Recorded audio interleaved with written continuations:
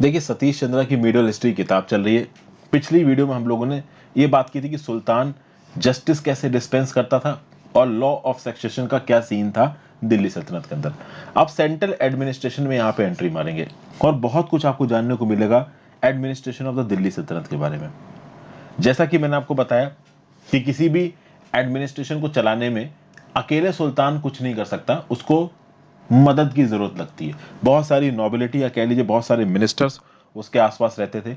इन ministers को सुल्तान ही चुनता था और ये मिनिस्टर्स अपनी गद्दी पे सुल्तान के प्लेजर पे रहते थे और समय समय पे जरूरत के हिसाब से और पोर्टफोलियो के हिसाब से ये मिनिस्टर सुल्तान को अपनी राय देते थे। हालांकि फाइनल पावर डिसीजन लेने की हमेशा सुल्तान के पास ही रहती थी। अब किस समय पे ये मिनिस्टर्स कितने होंगे और इनके पास कितनी ताकत होगी और सुल्तान इनकी कितनी बात सुनेगा, ये सुल्तान पे डिपेंड करेगा। अलाउद्दीन खिलजी और मोहम्मद बिन तुगलक जैसे लोग मिनिस्टर्स रखते जरूर थे, करते सिर्फ अपने दिमाग की थी, लेकिन हाँ वो राय जरूर लेते थे। ठीक है, तो अब देखते हैं कि एडमिनिस्ट्रेशन का क्या सिस्टम यहाँ पे निकल के आया। एडमिनिस्ट्रेशन के सिस्टम में यहाँ पे आप देखेंगे कि एक पर्टिकुलर पोस्ट बहुत इंपॉर्टेंट हुई और वो थी वजीर की पोस्ट। शुरुआती दिल्ली एडमिनिस्ट्रेशन में क्या हुआ कि जो वजीर हुआ करता था ना, वो एक प्राइमरली मिलिट्री लीडर हुआ करता था। ओके, लेकिन बाद में आप देखोगे कि 14वीं शताब्दी तक वजीर सिर्फ एक मिलिट्री लीडर नहीं था, वो रेवेन्यू अफेयर्स में एक एक्सपर्ट हुआ करता था। इसका मतलब ये नहीं है कि अगर एक वजीर रेवेन्यू अफेयर्स में एक्सपर्ट है तो उसके पास मिलिट्री एक्सपीरियंस नहीं होगा। कई कई बार बहुत सारे मिलिट्री कमांडर्स को भी रेवेन्यू अफेयर्स का इंचार्ज बनाया जाता था, वजीर बनाया जाता था। तो ऐसा कुछ भी जरूरी नहीं है कि कोई अगर एक मिलिट्री लीडर है तो वो अच्छा रेवेन्यू अफेयर्स को डील नहीं कर सकता। डिपेंड करता है कि सुल्तान किसको यहाँ पे रेवेन्यू अफेयर्स डिपार्टमेंट का हेड बनाना चाहता था। तो 14वीं शताब्दी में हम देखेंगे कि वजीर के पास आ जाएगा ये रेवेन्यू से रिलेटेड मैटर, मतलब समझ लीजिए मिनिस्ट्री ऑफ फाइनेंस आ गई उसके पास, और एक बहुत बड़ा डिपार्टमेंट होता था जिसमें इनकम एक्सपेंडिचर दोनों को देखना होता था। रेवेन्यू डिपार्टमेंट पे खासा ध्यान दिया मोहम्मद बिन तुगलक ने। मोहम्मद बिन तुगलक का एक वजीर था जो कि काफी फेमस था, काफी रिस्पेक्टेड था, उसका नाम था ख्वाजा जहान। और मोहम्मद बिन तुगलक को इसके ऊपर भरोसा भी बहुत था। मोहम्मद बिन तुगलक एक ऐसा आदमी था जो किसी के ऊपर भरोसा नहीं करता था या कम भरोसा करता था, बट फिर भी कंपेरेटिवली देखा जाए तो ख्वाजा जहान के ऊपर मोहम्मद बिन तुगलक को भरोसा था। इसीलिए आप देखोगे कि जब मोहम्मद बिन तुगलक रेबेलियन हो रहा है तो रेबेलियन को दबाने के लिए पूरे देश में घूम रहा था, तब दिल्ली में रेवेन्यू मैटर्स को कौन देख रहा था? तो वो ख्वाजा जहान देख रहा था। डी फैक्टो अथॉरिटी दिल्ली में किसके पास थी? ख्वाजा जहान के पास थी। और ख्वाजा जहान मोहम्मद बिन तुगलक के प्रति वफादार भी रहा। ठीक है, फिर यहां पे आप देखोगे ऑडिटर जनरल का एक अपार्टमेंट यहां पे बनाया गया। भाई जो भी खर्चा हो रहा है वो खर्चा सही तरीके से नहीं हो रहा है या सही तरीके से हो रहा है, इस बात को कौन देखेगा? तो वो देखेगा ऑडिटर जनरल। सिमिलरली एक अकाउंटेंट जनरल बनाया गया। अकाउंटेंट जनरल नॉर्मल कर वजीर के अंदर काम करता था और वजीर अकाउंटेंट जनरल को बताता था कि तुमको क्या करना है क्या नहीं करना है। ओके, फिर चूंकि अकाउंट्स वगैरह के काम और रेवेन्यू अफेयर्स वाले काम बहुत ज्यादा बड़े हुए करते थे, तो अक्सर कर ऑफिसर्स के बीच में बहस हो जाती थी, कभी कभी लड़ाई सी हो जाती थी अकाउंट्स को लेके, काम करने के तरीके को लेके, और ये क्वेरल सारे रूलर्स के अंदर हुए हैं। लेकिन मोहम्मद बिन तुगलक ने अपने रेवेन्यू एडमिनिस्ट्रेशन को थोड़ा ठीक तरीके से ऑर्गेनाइज किया था।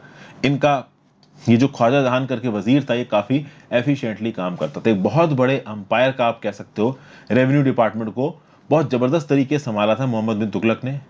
मोहम्मद बिन तुगलक के अंदर जितना बड़ा इलाका आता था, इतना बड़ा इलाका अब तक इंडिया में किसी के रूलर के अंदर नहीं आया था मौर्यन एम्पायर के समय से।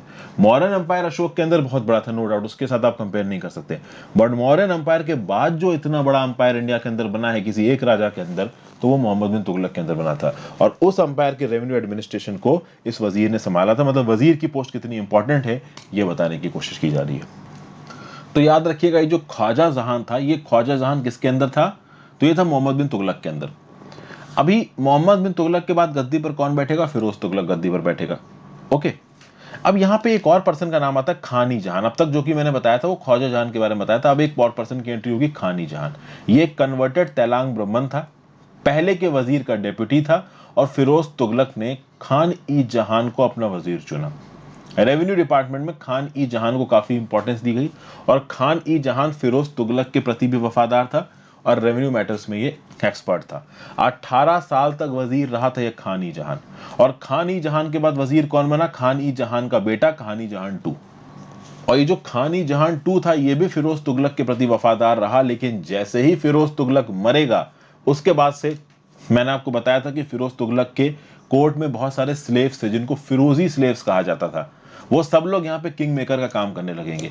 जब फिरोज तुगलक मरेगा ना, फिरोज तुगलक के बेटे के लिए इतना मुश्किल हो जाएगा गद्दी पर बैठना, क्योंकि सब यहाँ पे अपने नॉमिनी को बादशाह बनाना चाहते थे। तो यहाँ पे किंग मेकर बनने की कोशिश करेगा खानी जहान टू, लेकिन खानी जहान टू किंग मेकर बन नहीं पाएगा। ओके, तो ओवरऑल आप कह सकते हो कि यहाँ पे वजीर की पोजीशन कम क्यों हो गई, क्योंकि जो खानी जहान टू था दिस वाज नॉट, आप कह सकते हो ये फिरोज तुगलक की तरफ तो वफादार था, लेकिन फिरोज तुगलक के सक्सेसर के प्रति वफादार नहीं हुआ। तो फिरोज तुगलक के समय पर आप कह सकते हो दिल्ली सल्तनत में जो आखिरी इंपॉर्टेंट वजीर था वो खानी जहान टू था। उससे पहले खानी जहान था, और उससे पहले कौन था, तो मोहम्मद बिन तुगलक के अंदर ख्वाजा जहान। तो ये कुछ वजीर हैं जो काफी इंपॉर्टेंट है, हालांकि इनका नाम मुश्किल ही है आपसे पूछा जाए। बीसीएस में भले पूछ दिया जाए, यूपीएससी के एग्जाम में तो इस प्रकार की चीजें नहीं पूछती हैं, बट फिर भी मुझे आपको डिटेल से मीडियल हिस्ट्री पढ़ानी है, इसलिए मैं एक एक लाइन एक एक पॉइंट बता रहा हूँ। देखिए, मैं जब आपको ये सतीश चंद्रा की किताब पढ़ाना खत्म करूंगा ना, मीडियल हिस्ट्री आपकी ऐसी जबरदस्त तैयार होगी ना, किसी कोचिंग इंस्टीट्यूट में और किसी भी जगह पे आपको इस प्रकार का मीडियल हिस्ट्री का कोर्स नहीं मिलेगा। बस कहानी की तरह चीजें सुनते चले जाइए, एक एक चीज आपको यहाँ पे ऑटोमेटिकली पता चल जाएगी। तो वजीर की पोस्ट इंपॉर्टेंट थी, ये हमने देखा। वजीर की पोस्ट के बाद जो सबसे इंपॉर्टेंट डिपार्टमेंट था वो था मिलिट्री डिपार्टमेंट, और इसका नाम था दीवान ई अर्ज।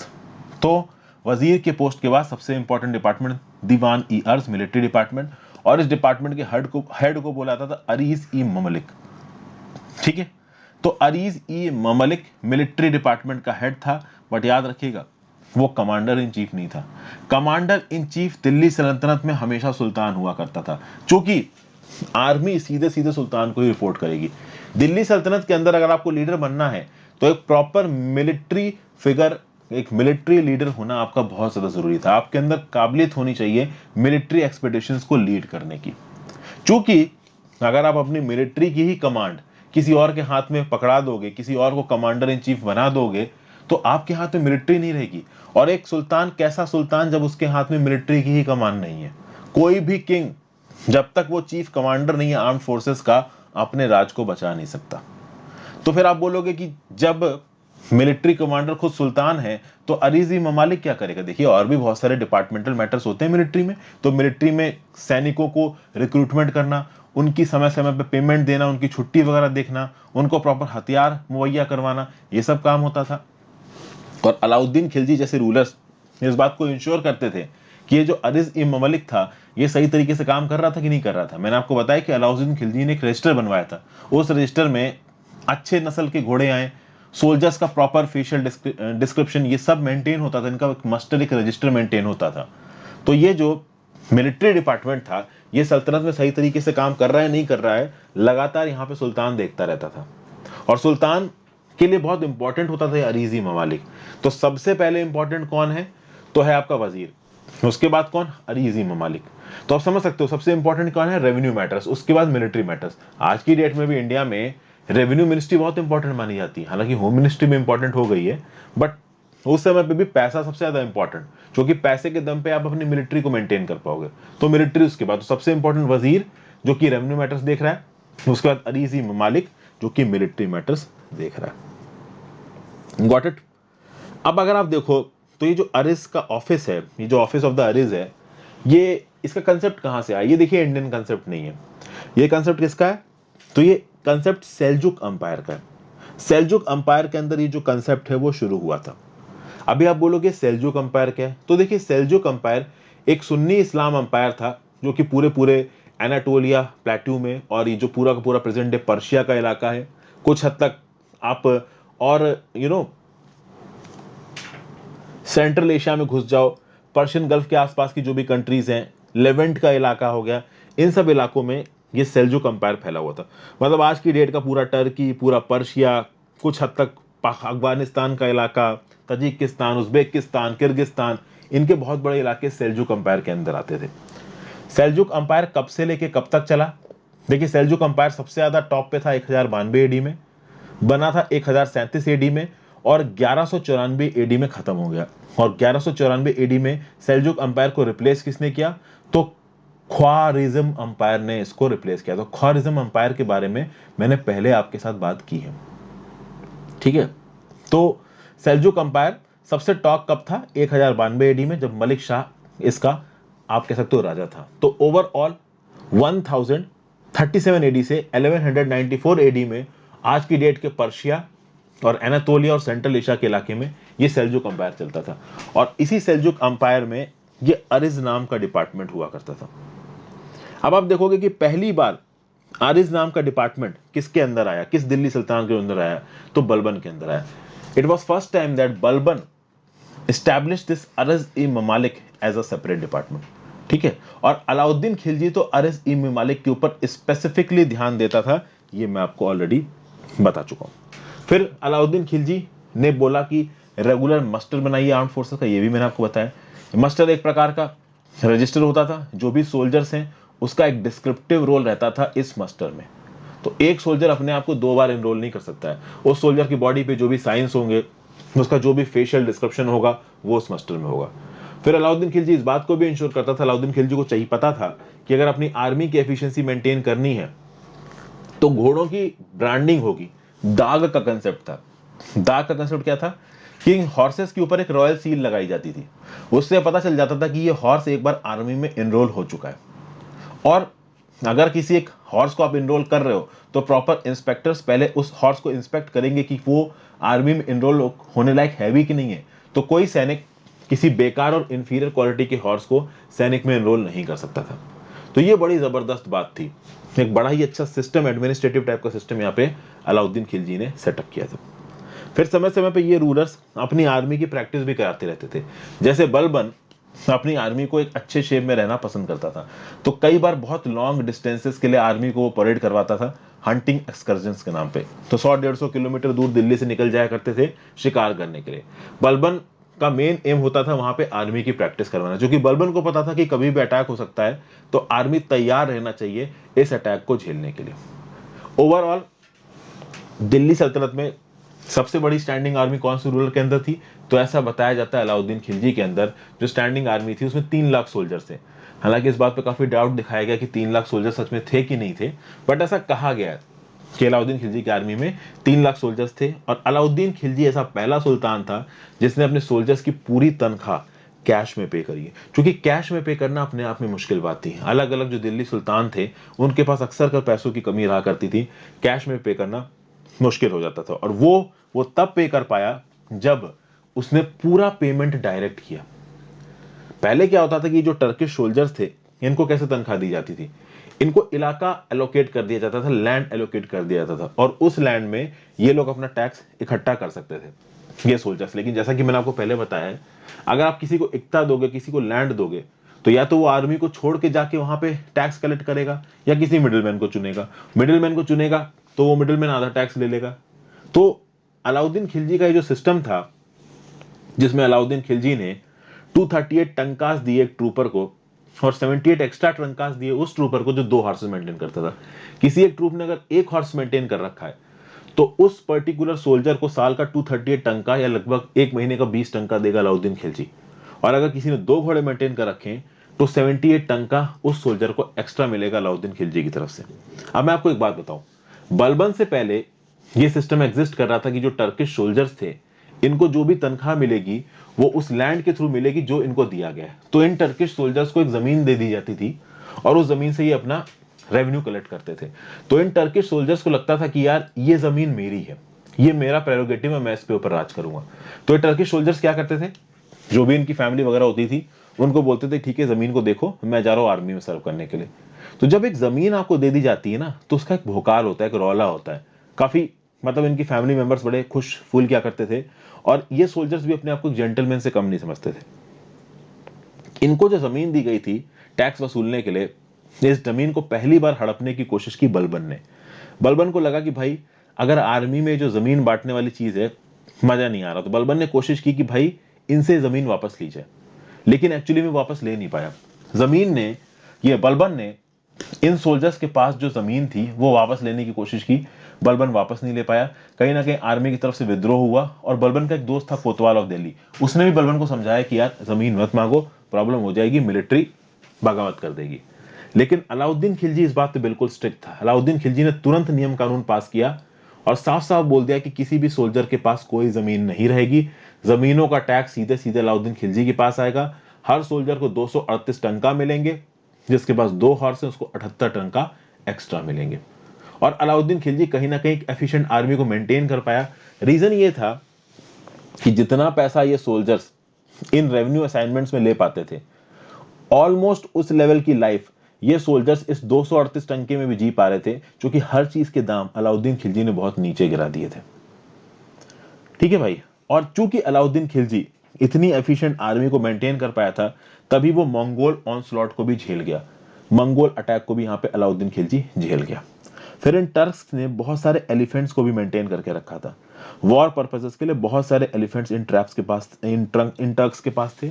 फिर इन टर्क्स के पास सैपर्स और माइनर्स भी थे। देखिए, जब भी आर्मी मार्च करती थी ना दिल्ली सल्तनत की, उसके साथ साथ बहुत सारे सैपर्स और माइनर्स भी वहां पे मार्च करते थे। ये क्यों मार्च करते थे? कि भाई देखिए, ये आर्मी अलग अलग टेरेन से गुजरेगी, जिस टेरेन से भी गुजरेगी हो सकता है कि वहां पे रोडें साफ ना हो, कुछ ऑब्स्टेकल्स हो, तो उन ऑब्स्टेकल्स के ऊपर मान लो इन्फेंट्री तो चल ले, लेकिन घोड़ा नहीं चल पाएगा, एलिफेंट नहीं चल पाएगा। तो ऐसे केसेस में सैपर्स और माइनर्स की एक अच्छी खासी टुकड़ी चलती थी इन सोल्जर्स के साथ। तो मान लीजिए रोड साफ नहीं है, तो रोड को साफ करने के लिए, क्लीन करने के लिए, आर्मी के रास्ते से ऑब्स्टेकल्स हटाने के लिए ये सैपर्स और माइनर्स भी चला करते थे।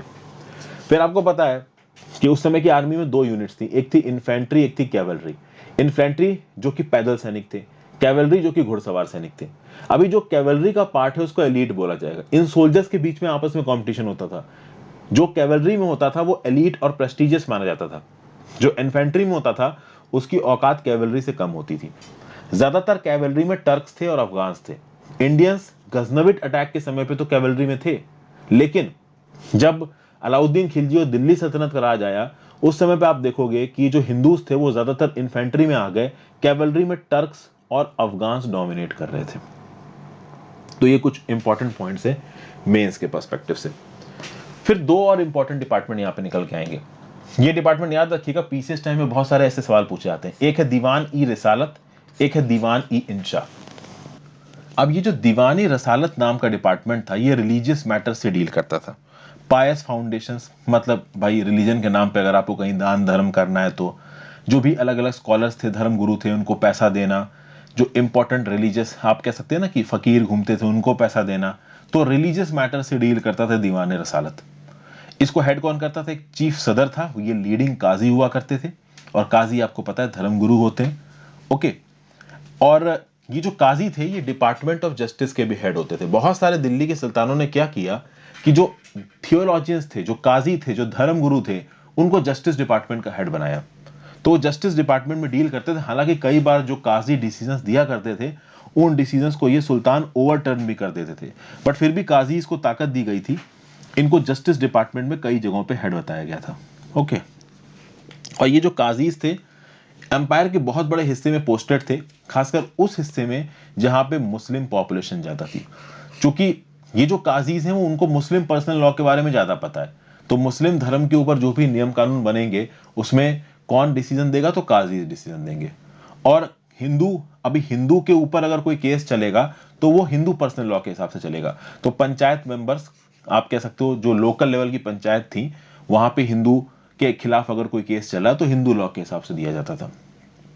हालांकि दोनों मुस्लिम्स और हिंदूज के केस में फाइनल कोर्ट ऑफ अपील सुल्तान का कोर्ट ही हुआ करता था। सुल्तान के कोर्ट में फाइनल डिसीजन सुनाया जाता था। ठीक है। जो भी रूलर्स आपके रेगुलेशंस निकालते थे उसके हिसाब से क्रिमिनल लॉ बनता था। तो ये तो बात हो गई किसकी?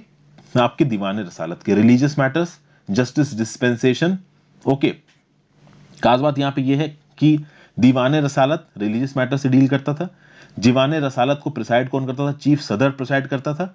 और चीफ सदर ही कभी कभी लीडिंग काजी भी होता था। और जो लीडिंग काजी था वो डिपार्टमेंट ऑफ जस्टिस का भी हेड हुआ करता था। तो दीवान रसालत का जो हेड होगा वो चीफ सदर होगा, कभी कभी वो लीडिंग काजी होगा, चीफ काजी होगा, और चीफ काजी डिपार्टमेंट ऑफ जस्टिस का भी हेड होगा। और काजीज बेसिकली उस इलाके में काम करेंगे जहां पे मुस्लिम लॉ, शरिया लॉ के हिसाब से आपका एडमिनिस्ट्रेशन चल रहा है। ओके। फिर जो दूसरा डिपार्टमेंट मैंने आपको बताया वो था दीवान इंशा। दीवान इंशा डील्स विद स्टेट करस्पॉन्डेंस। तो भाई अभी दिल्ली का एडमिनिस्ट्रेशन दिल्ली में है। अभी मान लो राजस्थान में जो गवर्नर है उसके पास कोई संदेश भिजवाना है, बंगाल जो कि दिल्ली से इतना दूर है वहां पे जो गवर्नर है उसके पास अगर एक संदेश भिजवाना है, तो ये संदेश भिजवाने का काम किसके पास आएगा? ये आएगा दीवाने इंशा के पास। ये जो दीवाने इंशा था ये बेसिकली स्टेट करस्पॉन्डेंस का वो था डिपार्टमेंट। तो चाहे आपको फॉर्मल करस्पॉन्डेंस भेजना हो, चाहे कॉन्फिडेंशियल करस्पॉन्डेंस भेजना हो, किसको भेजना हो? तो भाई अपने किसी गवर्नर को भेजना हो या फिर किसी दूसरे स्टेट के हेड को अगर कोई करस्पॉन्डेंस भेजना है तो वो कौन करेगा? वो दीवाने इंशा करेगा। ठीक है, अपने ही सबऑर्डिनेट ऑफिसर्स को कोई करस्पॉन्डेंस भेजना है, किसी दूसरे आप कह सकते हो स्टेट में अगर सबऑर्डिनेट के पास कोई इंफॉर्मेशन भेजनी है या उनके हेड ऑफ द स्टेट के पास इंफॉर्मेशन भेजनी है, तो इंफॉर्मेशन भेजने से रिलेटेड काम दीवाने इंशा का हो गया। क्योंकि करस्पॉन्डेंस उस जमाने में बहुत इंपॉर्टेंट था। उस समय पे फोन नहीं थे, इंटरनेट कनेक्शन नहीं थे, बहुत इंपॉर्टेंट हो जाता था एक समय पे एक जगह से दूसरी जगह संदेश पहुंचाना। तो या तो जो क्रोज होंगे उनसे संदेश जाएगा या फिर एक घुड़सवार सैनिक घोड़े से राइड करता हुआ फाइनल डेस्टिनेशन पे जाएगा आपका कागज लेके, क्योंकि फोन और मोबाइल इंटरनेट तो है नहीं। तो ये करस्पॉन्डेंस का department Diwane Insha, it was one of the most important departments. ठीक है, फिर और भी बहुत सारे इंपॉर्टेंट डिपार्टमेंट्स थे। बहुत सारे यहाँ पे आप देखोगे कि इंटेलिजेंस ऑफिसर्स को, इंटेलिजेंस एजेंट्स को भी पोस्ट किया जाता था। इन इंटेलिजेंस एजेंट्स को अक्सर कर बारिद बोला जाता था। तो अगर आपसे पूछा जाए कि बारिद क्या होते थे, तो ये बारिद इंटेलिजेंस एजेंट्स होते थे जिनको रूलर्स प्लेस्ड करता था। ये इंटेलिजेंस एजेंट काफी इंपॉर्टेंट होते थे, ये वही नॉबल मैन होते थे जिनके ऊपर भरोसा होता था सुल्तान को, और इन्हीं नॉबल मैन में से चीफ बारिद अपॉइंट किया जाता था। फिर एक और डिपार्टमेंट होता था, और वो डिपार्टमेंट होता था किसका? रूलर के हाउस होल्ड का। देखिए रूलर के हाउस होल्ड में सुल्तान की खिदमत में कोई गुस्ताखी नहीं होनी चाहिए। सुल्तान के हरेम में इतनी सारी औरतें हुआ करती थी, उनका ध्यान कौन रखेगा? तो उसके लिए एक डिपार्टमेंट बनाया गया था जो कि रूलर के हाउस होल्ड को देखता था। तो जितना भी कारखाना चलता था, जैसा कि मैंने आपको बताया था कि फिरोज तुगलक को स्लेव्स का बहुत शौक था, तो 1,80,000 तो लड़के उसने जमा कर रखे थे स्लेव्स, और इन स्लेव्स को कारखाने में लगवाया गया। कोई इस प्रकार की चीज हो गई, मान लो ऐसी कोई रॉयल चीज है जो सुल्तान को पसंद आ गई, तो अब सुल्तान के लिए स्पेसिफिकली वो चीज कारखाने में बन रही है, तो कारखाना सही तरीके से काम कर सके। रॉयल हाउस होल्ड के अंदर जितनी भी अलग अलग जगह हैं, सुल्तान की खिदमत है, हरे में जितनी भी लेडीज हैं, उन सब चीजों के लिए रॉयल वर्कशॉप्स में ठीक तरीके से काम हो रहा है कि नहीं हो रहा है, ये सब कौन देखता था? तो ये रॉयल हाउस होल्ड वाला डिपार्टमेंट देखता था। और इस रॉयल हाउस होल्ड के डिपार्टमेंट का जो हेड होता था, ऑफिसर इंचार्ज होता था, उसको बुलाया जाता था वकील ईदार। तो वकील ईदार was the head of royal household department. ठीक है, इस वकील ईदार के ऊपर एक और रिस्पॉन्सिबिलिटी थी, कोर्ट में प्रॉपर डेकोरम हो। ठीक है, जब भी सुल्तान कोर्ट में अपनी कहते हैं ना दर्शन के साथ आएंगे, तो अब देखिए जब भी सुल्तान कोर्ट में आके बैठेगा तो अलग अलग मुद्दे सुल्तान के सामने आएंगे। अब सुल्तान पहले पहुंचेगा तो सब लोग सुल्तान खुशामदीद और सुल्तान जहांपना आ रहे हैं इस तरीके का अनाउंसमेंट होगा। फिर हायरार्की के हिसाब से जो सबसे इंपॉर्टेंट नॉवल होगा वो पहले सुल्तान के पास जाएगा, अपनी ग्रीटिंग्स देगा, उसके बाद थोड़ा कम इंपॉर्टेंट नॉवल बाद में जाएगा। तो इस हायरार्की को सेटअप करना भी वकीलीदार का काम था। तो किस प्रकार से जो भी लोग रॉयल हाउस होल्ड में सुल्तान को सलामी देने आ रहे हैं वो ऑर्डर डिसाइड करना, वो हायरार्की डिसाइड करना, कौन सा मैटर ज्यादा इंपॉर्टेंट है, कौन सा मैटर कम इंपॉर्टेंट है, इस चीज की हायरार्की डिसाइड करना, ये सब काम होता था वकीलीदार का रॉयल हाउस होल्ड डिपार्टमेंट का। तो सेंट्रल एडमिनिस्ट्रेशन हमने यहाँ पे खत्म कर लिया है।